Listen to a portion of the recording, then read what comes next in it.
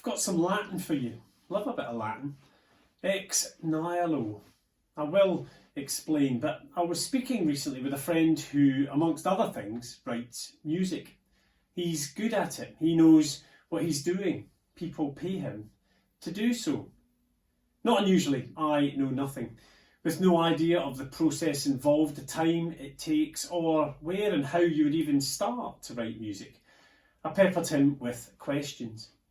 We talked about how ideas form and take shape, whether or not it's better or easier to have parameters set by those commissioning a piece of music, or whether having free rein is preferable. We talked about the challenges of writing parts for different instrumentation, depending upon whether it's an orchestral composition or something for a brass band. We discussed the challenge of understanding the musical range of specific instruments and how they blend and work together. It all sounded incredibly tricky, and yet, characteristically, he played it down and tried to tell me it was just maths. I wasn't buying that, because creative and artistic endeavours always impress me. They fascinate, amaze and inspire me because they are examples of ex nihilo. Ex nihilo means out of nothing, and the idea that something, anything, is formed and fashioned out of nothing always impresses me. I admire authors, painters, film directors, choreographers, architects and designers, and I admire those, like my friend, who write music.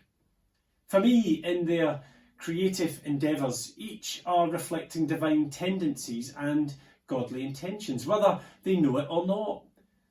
Christian teaching suggests that God is the ultimate creator and sustainer of all things, the author and the perfecter.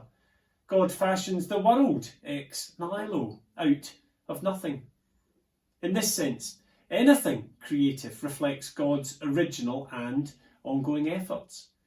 Admittedly, each of these earthly creators has the ingredients they need to start with. An author has words, the painter the paints, the composer has the notes to arrange.